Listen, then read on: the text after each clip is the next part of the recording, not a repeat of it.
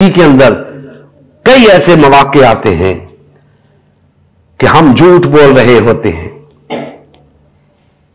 تو جس سے جھوٹ بول رہے ہوتے ہیں وہ کہتا ہے یار جھوٹ کیوں بولتے ہو؟ تو ہم زیادہ سے زیادہ کیا کہتے ہیں کہ بھائی مجھے جھوٹ بولنے کا کیا فائدہ؟ یہی کہتے ہیں نا، بھائی جھوٹ بولنے کا کیا فائدہ؟ آپ کو پتا ہے اس کا کیا مطلب ہے؟ اس کا مطلب یہ ہے کہ ابھی تو مجھے جھوٹ بولنے میں کوئی فائدہ نہیں تھا، اگر فائدہ ہوا تو پھر بولوں گا، فائدہ ہوا تو پھر بولوں گا۔ دوستان محترم، ایسا نہیں ہے، جھوٹ بولنے کے فائدے ہوتے ہیں، فائدوں کے لیے ہی تو جھوٹ بولے جاتے ہیں۔ اگر سچ بولیں گے تو شاید آپ کو نقصان اٹھانے پڑے، جھوٹ سے تو فائدے حاصل ہوتے ہیں۔ اسی لیے ہر شخص کے منہ سے لاشعوری طور پر یہی نکلتا ہے کہ بھائی جھوٹ بولنے کا کیا فائدہ؟ بھائی آپ کو نظر نہیں آ رہا اس وقت کیونکہ آپ جھوٹ نہیں بول رہے، جب آپ کو فائدہ نظر آ رہا ہوگا آپ جھوٹ بولیں گے۔ تو یہ تو کوئی بات نہ ہوئی، بات تو تب ہے کہ فائدہ نظر آئے یا نقصان نظر آئے۔ قول سدید کہو، سچی بات کہو، حق بات کہو، تب آپ کی روح پر اثر ہوگا، تب روح کو غذا ملے گی۔ فائدے اور نقصان سے بالا تر ہو کر قول سدید اختیار کرو، صرف اللہ کے تقوی کو پیش نظر رکھ کر قول سدید اختیار کرو، اللہ کے خوف کو، اللہ کے ڈر کو پیش نظر رکھ کر قول سدید اختیار کرو۔ اس میں چاہے جان چلی جاتی ہے چلی جائے، حق بات سے نہیں پھرنا۔ لیکن افسوس، ہمارے ہاں تھوڑے تھوڑے پیسوں کے عوض، تھوڑے داموں کے عوض ایمان بیچ دیے جاتے ہیں، ضمیر بیچ دیے جاتے ہیں، جھوٹ بولے جاتے ہیں، ایک دوسرے پر افتراء باندھا جاتا ہے، منافقت کی جاتی ہے چھوٹے چھوٹے مفادات کے لیے، اور یہ چھوٹے چھوٹے مفادات حاصل کر کے بہت بڑا گھاٹے کا سودا کر بیٹھتے ہیں۔ دوستان محترم، یہ زندگی بہت مختصر ہے، چند روزہ زندگی ہے، اس کے مفادات کے لیے آپ اخروی زندگی کو قربان کر دیتے ہیں، آپ وہ دائمی فوائد قربان کر دیتے ہیں۔ افسوس کا مقام ہے۔ ہمیں اس کتاب ہدایت سے سبق لینا ہے، رجوع کرنا ہے اس کی طرف، اور یہ تو پکار پکار کے کہہ رہی ہے کہ ہے کوئی اپنی اصلاح کرنے والا، ہے کوئی ہدایت کا طالب، آئے میری طرف رجوع کرے، ہدایت جب پا جائے گا، ہدایت یافتہ بن جائے گا۔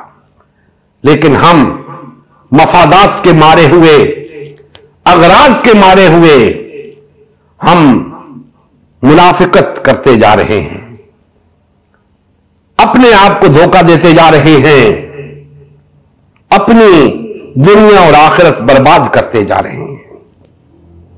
دوستان محترم، ہمیں رجوع کرنا ہے اللہ اور اس کے رسول کی طرف، قرآن کی طرف، اور آج کی اس نشست کا سبق یہ ہے کہ ہم قول سدید اختیار کریں، جھوٹ اور کذب سے مجتنب ہو جائیں، چغلی اور غیبت سے محفوظ رہیں، منافقت کو ترک کر دیں، ہم زبان سے وہی کچھ کہیں جو ہمارے دل میں ہے، ہمارا ظاہر و باطن ایک ہو، جو کچھ ہے وہی نظر آئے، ہمارے اندر کوئی بناوٹ نہ ہو، کوئی تصنع نہ ہو، جیسے بھی ہیں ویسے ہی نظر آئیں، اپنے آپ کو کچھ بنا کر پیش نہ کریں، جو ہیں وہی نظر آئیں، اور کمزور ہیں تو اپنی کمزوریاں دور کریں۔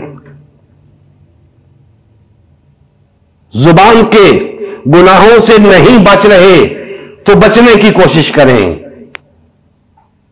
یہ مہینہ یہی سبق آپ کو دے رہا ہے کہ اپنے اعضاء و جوارح کو محفوظ کر لو، اپنی روح کو تازہ کر لو، اپنی روح کی پرورش کر لو، اپنی روح کو صاف کر لو، اپنی روح کو طاقتور کر لو۔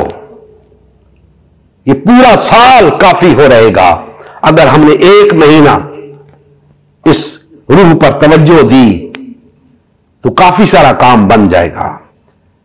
اللہ جل مجدہ ہمارے حال پہ رحم فرمائے اور ہمیں کما حق ہو اپنی اصلاح اور اپنے تزکیہ کی توفیق عطا فرمائے، اور اس قول سدید کو اختیار کرنے کی توفیق عطا فرمائے جس کی بنیاد پہ ہماری دنیا بھی سنور سکے، آخرت بھی سنور سکے۔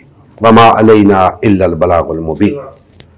نبی کریم صلی اللہ علیہ وآلہ وسلم کی زندگی کا مقصد غلبہ دین اسلام تھا۔ اس مقصد کے حصول کے لیے امت مسلمہ کی تشکیل ہوئی۔ امت مسلمہ نے نبی کریم صلی اللہ علیہ وآلہ وسلم کی سیادت و قیادت میں اسلام کو غالب و نافذ کیا۔ جب تک امت مسلمہ میں وحدت رہی، اسلام کا غلبہ برقرار رہا۔ جیسے ہی امت مسلمہ میں تفرقہ رونما ہونا شروع ہوا، یعنی پارٹی بازی شروع ہوئی، اسلام کا غلبہ جاتا رہا۔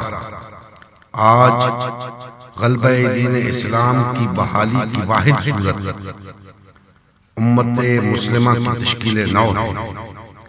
الحمدللہ ہم نے غلبہ دین اسلام کی بحالی کے لیے اللہ اور اس کے رسول صلی اللہ علیہ وآلہ وسلم کی جماعت امت مسلمہ کو بحال اور فعال کرنے کا بیڑا اٹھایا ہے۔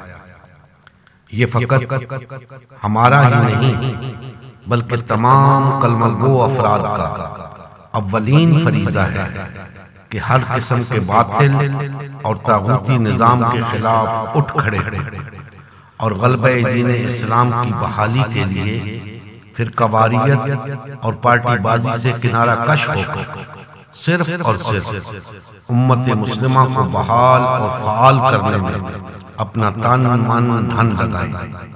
آئیے اس مشن کا حصہ بن کر دینی غیرت اور حمیت کا ثبوت دیتے ہوئے اپنا فرض منصبی ادا کیجیے۔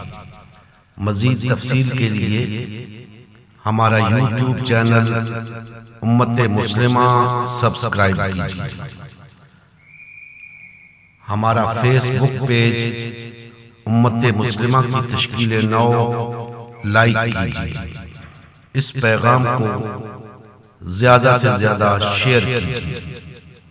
سوال و جواب یا فیڈ بیک کے لیے ہمارا واٹس ایپ گروپ یا میسنجر گروپ جوائن کیجیے یا اس نمبر پر رابطہ کیجیے۔